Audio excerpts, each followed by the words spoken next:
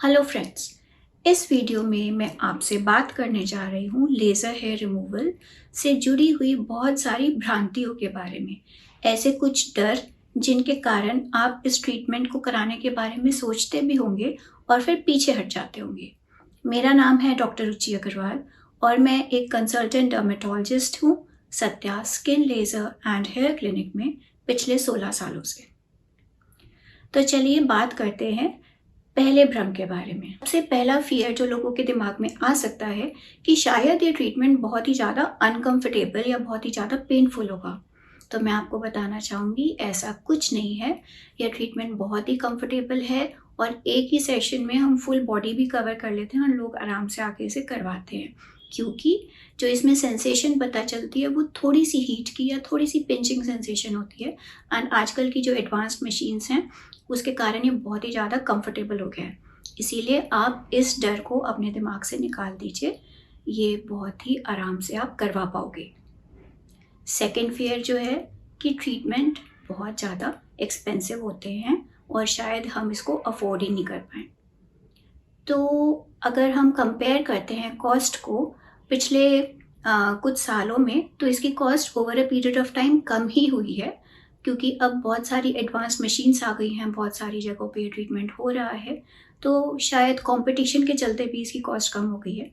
And अगर आप इसको पर सेशन कॉस्ट कंपेयर करोगे वैक्सिंग से या थ्रेडिंग से, तो आपको भले ही ज़्यादा लगेगी, पर आप इसको कंपेयर करो कि आपको लॉन्ग टर्म कितना बेनिफिट मिल रहा है। आप इसके कुछ सेशंस के बाद 7 to 8 सेशंस में आपको बहुत अच्छे रिजल्ट मिल जाते हैं। उसके बाद आपको कोई भी ट्रीटमेंट कराने की ज़रूरत ही नहीं है। आप हेयर इतने कम हो गए हैं कि आपको हेयर्स की चिंता ही नहीं करनी।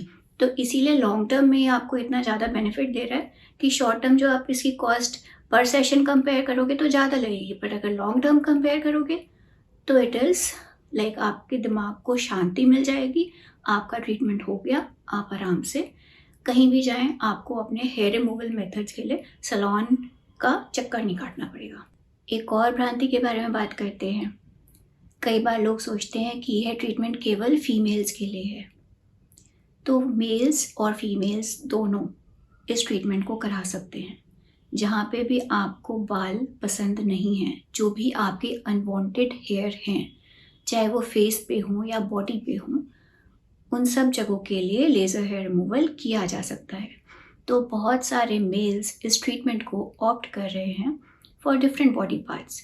अगर आपकी यूनिब्रो है, यानी कि आपकी भवें जुड़ी हुई हैं और आप चाहते हैं कि उनको सेपरेट कर दिया जाए, तो यहाँ से यहाँ पे इस एरिया में हेयर रिमूवल कर सकते हैं। बहुत सारे मेल्स के कानों में बाल आने लगते हैं, तो यहाँ के लिए भी हेयर रिमूवल किया जा सकता है।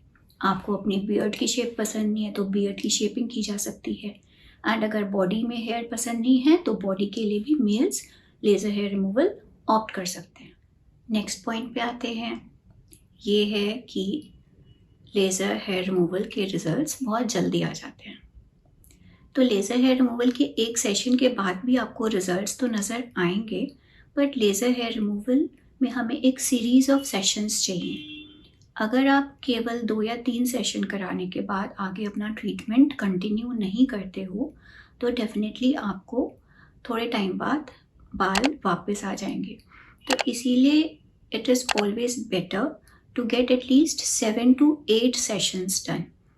एंड कुछ एरियाज़ में हो सकता है, जैसे कुछ स्टबर्न एरियाज़ होते हैं फीमेल्स में, चिन एरिया हो गया या अपर लिप्स हो गए, जो थोड़े से हॉर्मोन्स पे डिपेंडेंट होते हैं, उसमें हमें कई बार 12 से 14 सेशंस की रिक्वायरमेंट भी हो सकती है।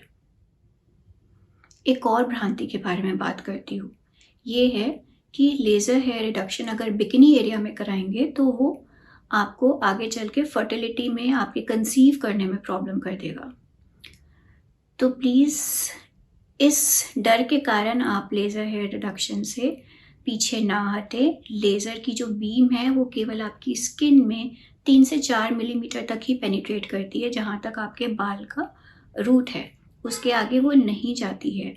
और आपका जो यूट्रस है वो काफ़ी अंदर है बॉडी के, तो इसीलिए वहाँ पे जाके लेज़र किसी भी तरह का नुकसान नहीं कर रहा है। लेज़र का फर्टिलिटी से कोई भी रिश्ता नहीं है। बहुत सारे लोग लेज़र हेयर रिमूवल को कैंसर से भी जोड़ते हैं। आज तक ऐसी कोई भी प्रूवन स्टडी नहीं हुई है जिसमें लेज़र हेयर रिडक्शन के कारण किसी को कैंसर हुए हों।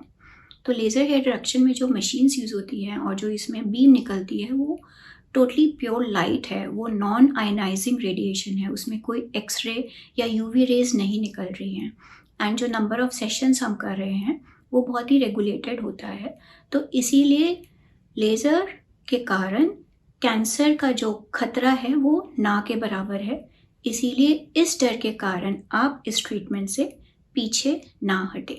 तो मैं आशा करती हूँ कि इस वीडियो से आपको जो जानकारी मिली उससे डेफिनेटली आपको हेल्प मिली होगी डिसीजन लेने के लिए कि आप भी लेज़र हेयर रिडक्शन शायद कराने में इच्छुक हैं और आप कराने जाएंगे।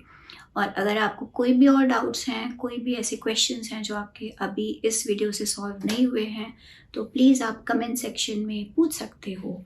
एंड इस वीडियो को देखने के लिए बहुत बहुत थैंक यू। Love yourself.